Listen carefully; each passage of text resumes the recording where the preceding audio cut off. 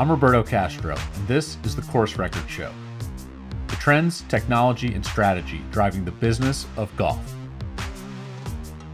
Welcome back to the Course Record Show. After a couple of episodes focused on media, we had Jimmy Roberts, we had Hallie Ledbetter, doing a bit of a left-hand turn, more into hard goods manufacturing.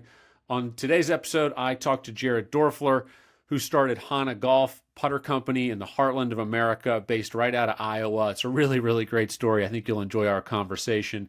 After that, another manufacturing company that's more focused on soft goods, but also making things in the U.S. So look for those coming up. Thanks for listening. Please subscribe wherever you listen. And if you enjoy it, send it to a friend on social media or send them a link to the podcast.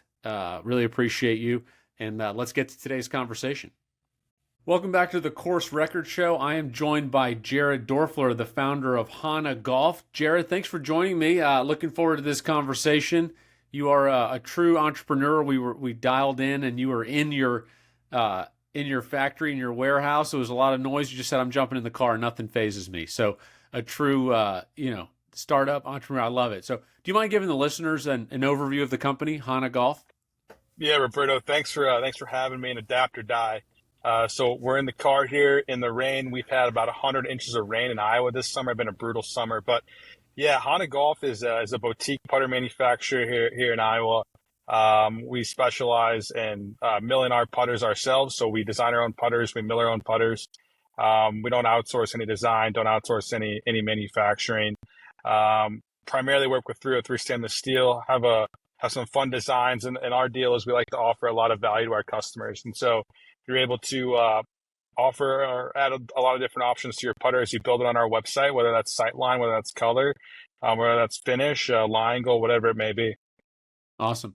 And price point for the putters are in the 300s. Is that about right? 300 to 400?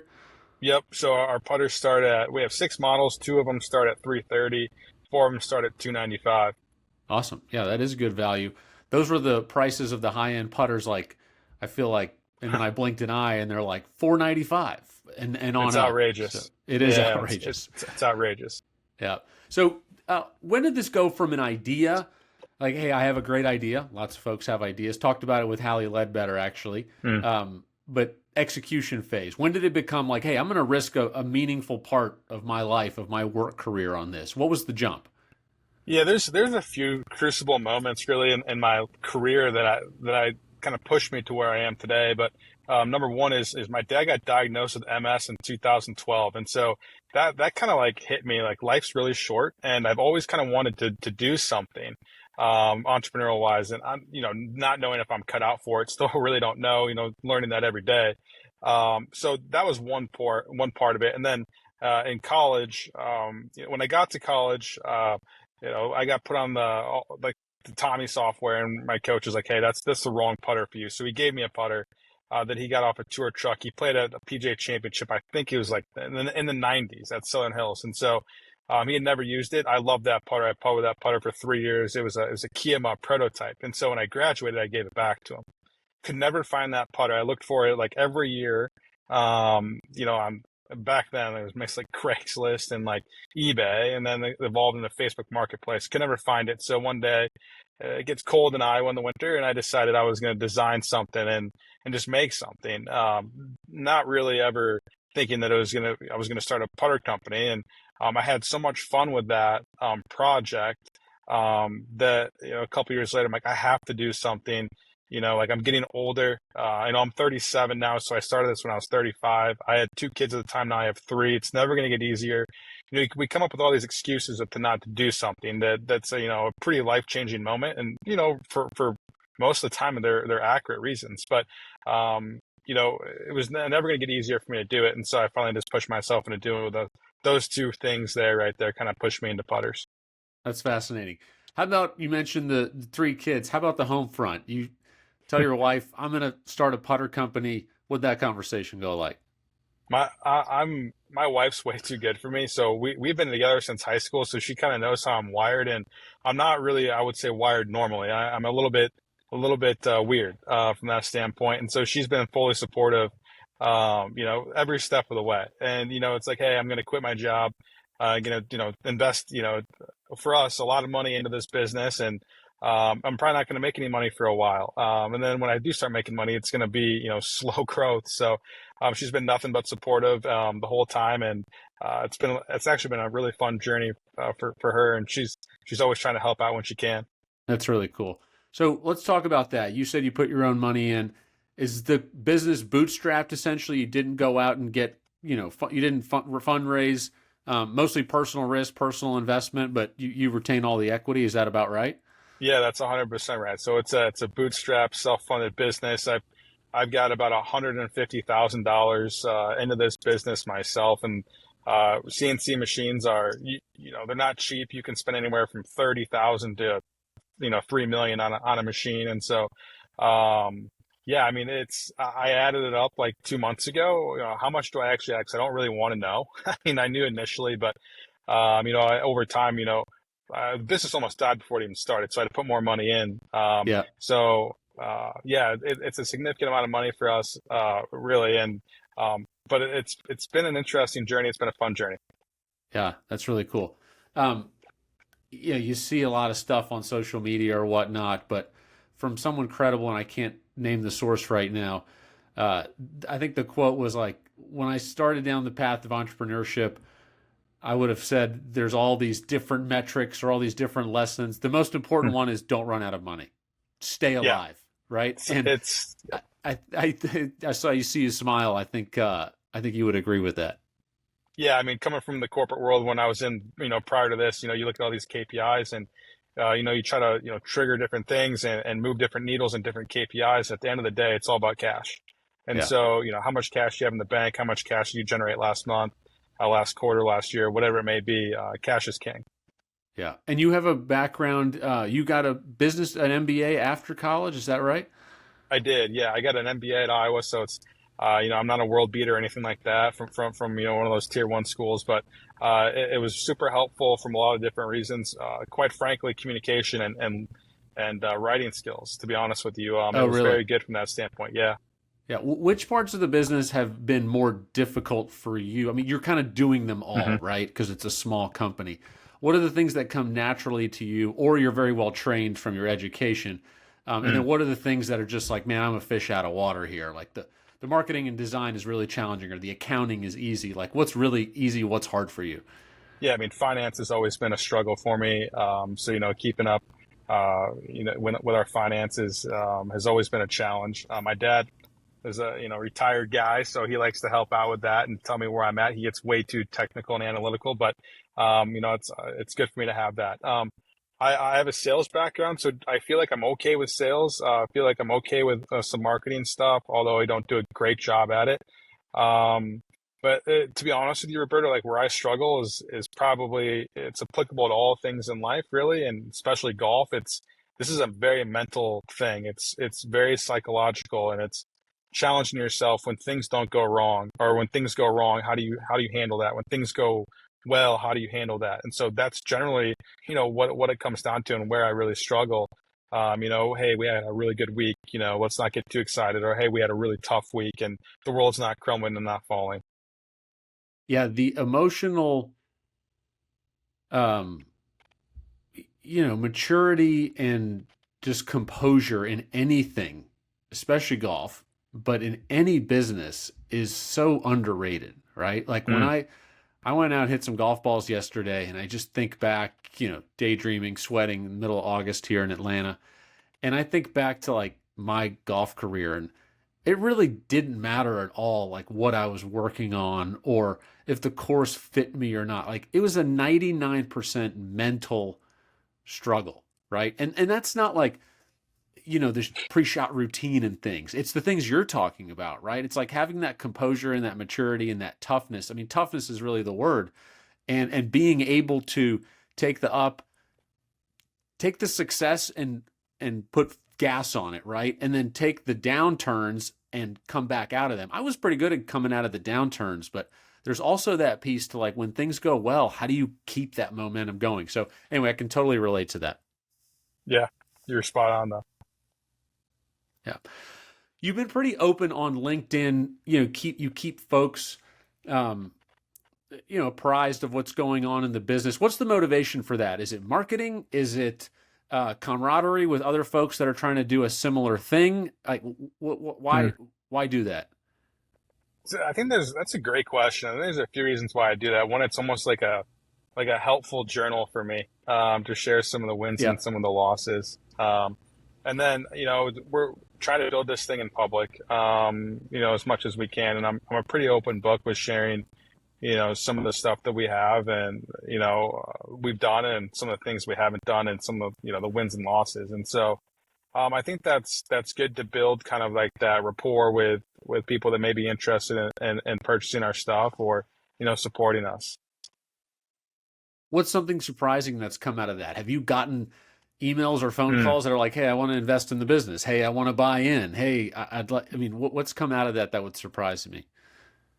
I mean, for LinkedIn for us is been surprising in that standpoint from like a B2B standpoint. Like you have a business owner in Oklahoma that wants to buy his sales team a dozen putters, or a private equity firm in Texas that wanted to buy 36 putters for their investors, and those things have been really surprising for me from like that B2B standpoint on LinkedIn.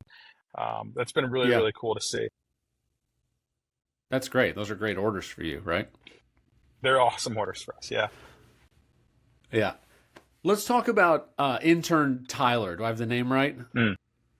Yeah, full-time Tyler So now, but you've used to be intern. okay. So maybe I'll give my perspective of the background. You get this young guy. He's an intern for you. You're either paying him like barely nothing or nothing.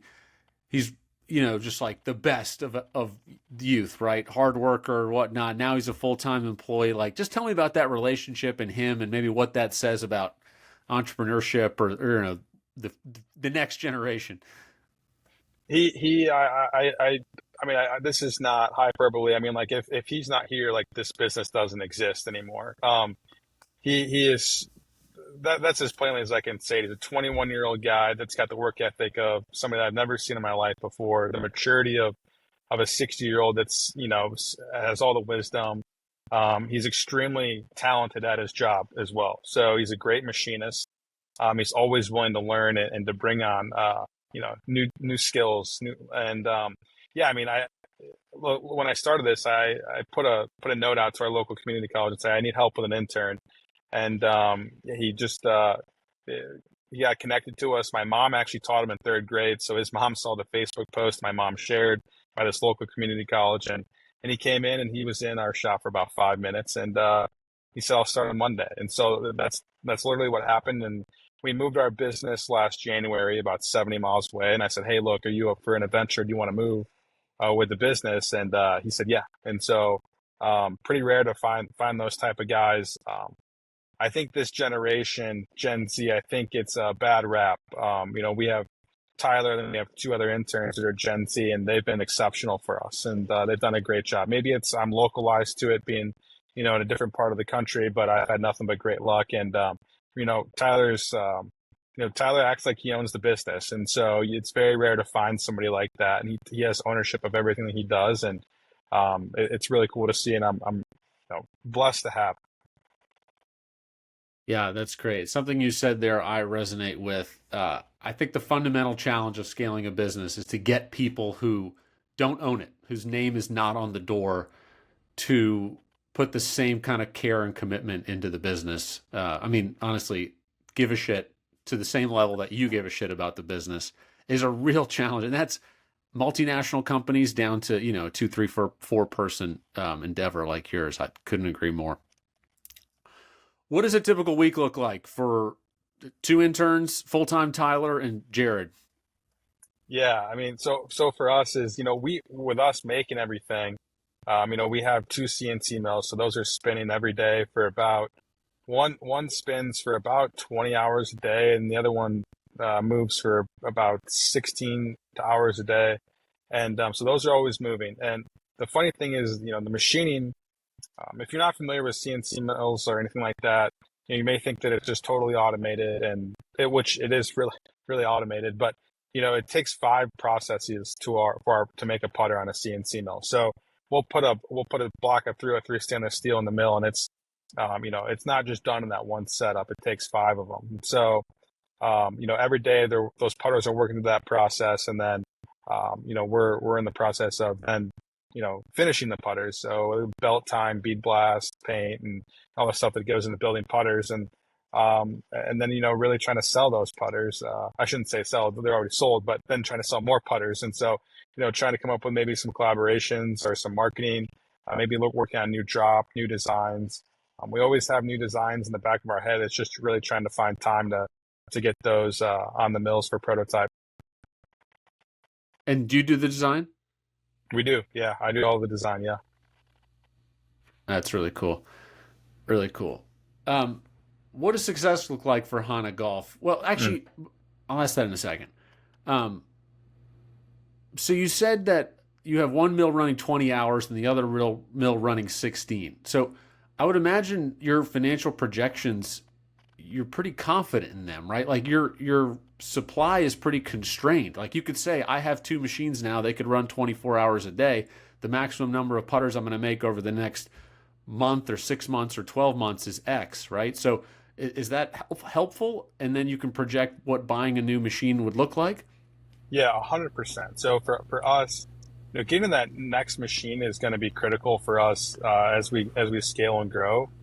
Going from 1 to 2 was challenging in a lot of different ways, but going from 2 to 3 is going to hopefully unlock some stuff. And so what we want to focus on next is we can make 6 putters a day, depending on products mix, but let's call it 6 putters a day off the mills.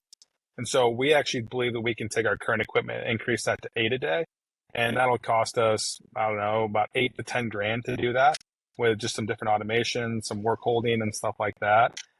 Versus, a new machine's going to cost us 80 to 90.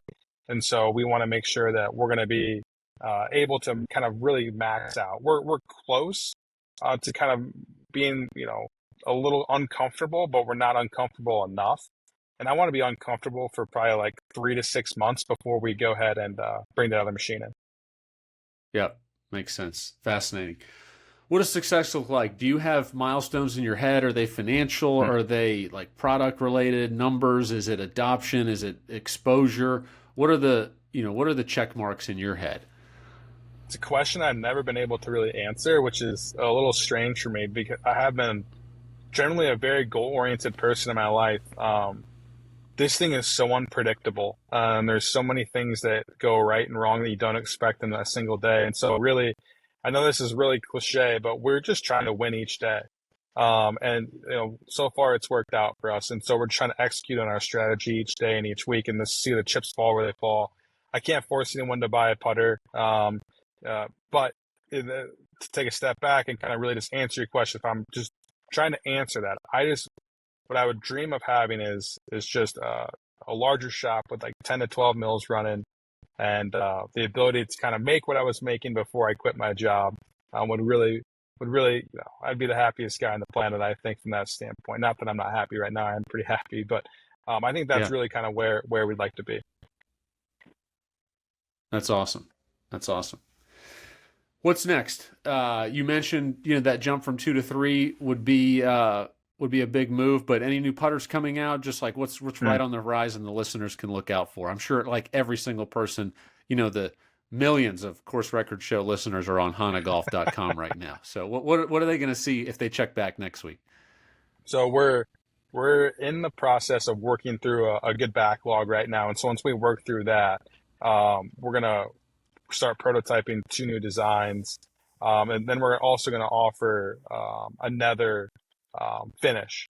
And so we've teased this finish a few times on social media. It's like a battleship gray. I think it looks really, really sharp and it's a pretty handsome finish.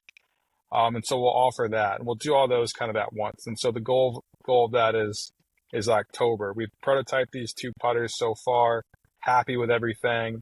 I'm happy with the numbers, the weights, MOI and all of that. We just need to find time to really kind of get our plan together and build a little bit of inventory on some raw heads.